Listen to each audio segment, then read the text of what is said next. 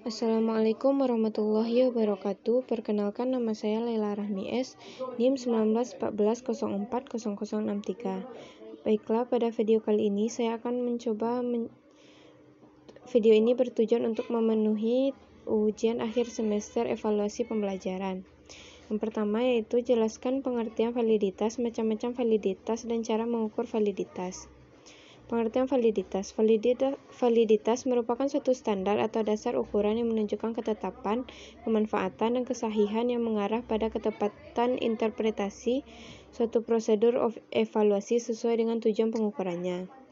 Jenis-jenis validitas. Jenis validitas yang pertama yaitu validitas isi, yang menjabarkan sejauh mana tugas atau butir dalam suatu tes atau instrumen dapat mewakili secara keseluruhan dan proporsional perilaku sampel yang dikenai tes.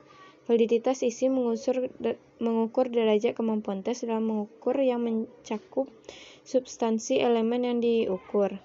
Validitas isi dipakai untuk mengukur kemampuan belajar, hasil belajar, atau prestasi belajar. Validitas konstruk merupakan validitas yang mempermasalahkan seberapa jauh butir tes yang dapat mengukur apa yang benar-benar hendak diukur yang sesuai dengan konsep khusus atau definisi konseptual yang telah ditetapkan.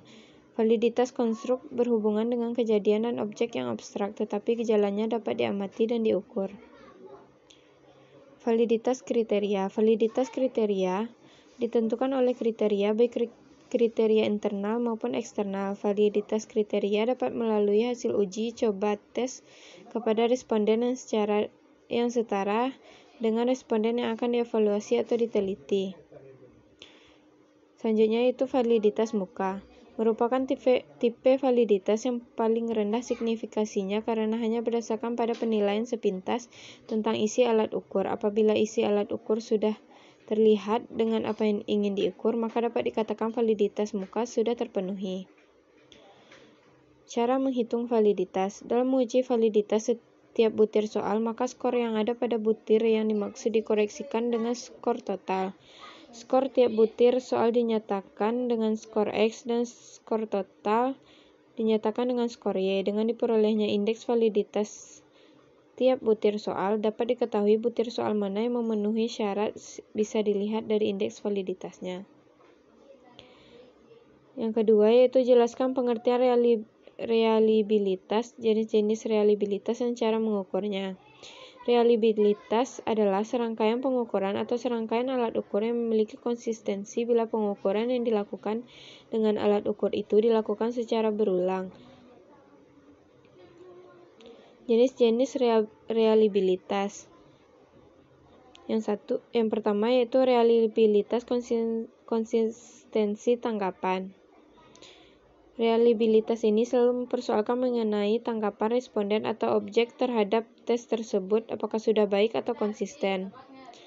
Ada 3 mekanisme untuk memeriksa reliabilitas tanggapan responden terhadap tes, yaitu teknik tes dan retest, yaitu ialah pengetesan 2 kali dengan menggunakan suatu tes yang sama pada waktu yang berbeda. Kedua, teknik belah 2 ialah pengetesan yang dilakukan dengan 2 kelompok item yang setara pada saat yang sama.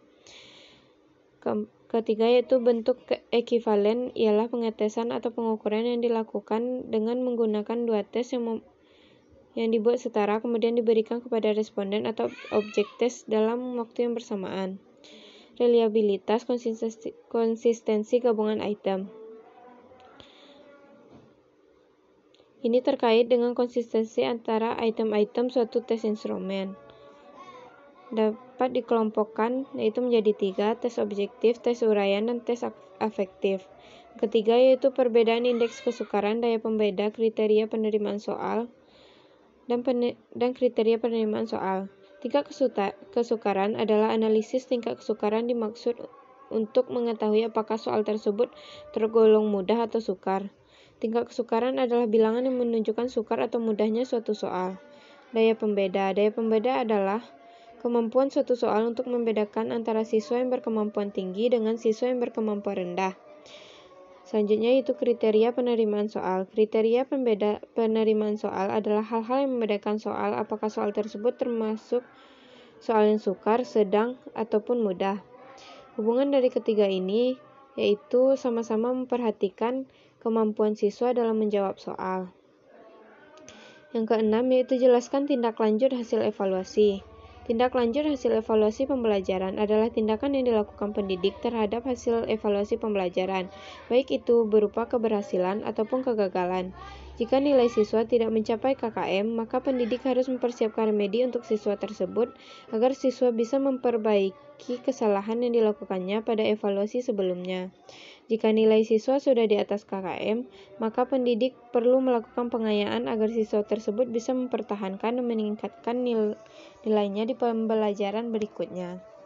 Sekian jawaban ujian akhir semester dari saya. Jika ada kesalahan, saya mohon maaf. Wassalamualaikum warahmatullahi wabarakatuh.